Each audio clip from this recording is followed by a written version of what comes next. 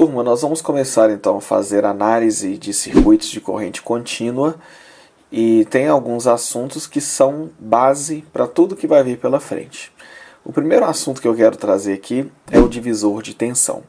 O que você está vendo aí é um circuito série, não é isso? Um circuito com 3 resistores em série. E o que acontece nesse circuito? Nós temos aqui uma tensão de 45 volts. Cada vez que a corrente que percorre esse circuito atravessa um resistor, acontece uma queda de tensão, certo? Então nós vamos ter aqui, entre os terminais de R1, uma certa queda de tensão V1. Entre os terminais de R2, uma certa queda de tensão V2. E entre os terminais de R3, uma queda de tensão V3. De forma que a soma dessas 3 quedas corresponde aos 45 volts. Porque se você pensar de outra maneira, essa fonte de tensão é como se aqui eu tivesse um potencial de mais 45 volts e aqui um potencial de 0. Então, se a corrente sai com 45 volts e retorna com 0, é porque as quedas que ela sofreu ao longo do caminho correspondem a esses 45 volts de diferença, né? Então, a gente tem aqui o que a gente chama de lei das malhas, que é exatamente essa afirmação, que quando a corrente percorre uma malha, a soma de todas as quedas de tensão tem que ser igual a 0. O que significa dizer que houve uma queda de 45 volts e aqui vai haver uma queda negativa, né, que corresponderia a uma subida de potencial, certo? Uma elevação no potencial de 45 volts. Então uma fonte eleva o potencial e a resistência sendo, os resistores sendo elementos passivos, provocam uma queda no potencial. De forma que se você somar algebricamente as quedas com essa elevação de potencial, você vai ter 0 no fim das contas, ok? Bom, eu vou até deixar essa corrente aí desenhada, vou chamar de I, porque eu vou resolver esse circuito achando todas as quedas V1, V2 e V3, usando exatamente essa corrente aqui que percorre esse circuito. Então, olha o que a gente faz. Depois eu vou mostrar a regra prática do divisor de tensão. Agora uma questão de concurso, Prefeitura de Juiz de Fora, técnico em eletrotécnica. As leis de Kirchhoff permitem a análise de circuitos e são largamente utilizadas para solucionar problemas dessa natureza. Dado o circuito da figura, assinale a alternativa correta, de acordo com as leis de Kirchhoff, para a associação em paralelo de fontes de corrente.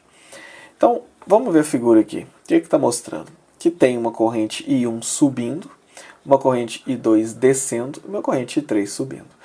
Não importa se é fonte de corrente, se é resistor, o que quer que seja, o que a lei de Kirchhoff vai dizer é que em um certo nó, a soma das correntes que entram é igual à soma das correntes que saem. Então, neste nó aqui, vou escolher esse nó aqui, onde está assinalado o I total. Ele está recebendo a corrente I1, só que dele está saindo uma corrente I2, que é exatamente a corrente que desce aqui. Só que também está entrando uma corrente I3. Então, veja, I1 mais I3 menos I2 tem que ser a corrente total. É simplesmente você ver o sinal da corrente.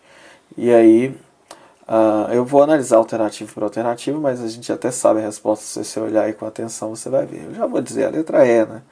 Aqui, ó, I1 mais I3, que são as que entram, menos as que saem, tem que fechar a corrente total. Simplesmente isso, né? Vamos ver a letra A. A fonte de corrente equivalente da figura 1, de acordo com a lei de Kirchhoff, é... Aí aqui ele está dizendo a mesma coisa, só que errado, né? Com sinais errados, então nada feito. Letra B. A corrente total IT é igual à soma das correntes em módulo, pois estão em paralelo. Em módulo quer dizer desprezando o sinal, né? E aí que está o erro. A soma tem que ser soma algébrica, que a gente diz. Soma algébrica é aquela que leva em conta o sinal, ok? Que é atribuído de acordo com o sentido da corrente, né? Letra C. De acordo com a lei de Kirchhoff, não é permitida a associação em paralelo de fontes de corrente, pois isso poderia causar um curto-circuito e a corrente tenderia ao infinito. Deu uma viajada aqui agora. Uma coisa é verdade. Não tem como você ter duas fontes de corrente, por exemplo, uma de 7 amperes e outra em série com ela de 3 amperes. Não tem como você ter essa situação aqui, olha. Porque para onde a corrente iria? Concorda comigo? Então, se uma fonte de corrente está com 7 amperes aqui, e você vai colocar outra em série com ela, teria que ser a mesma quantidade, né? E aí não faria sentido você ter duas fontes de corrente, né, em série desse jeito aí. Mas, enfim, não é o que ele falou na letra C, a letra C está errada.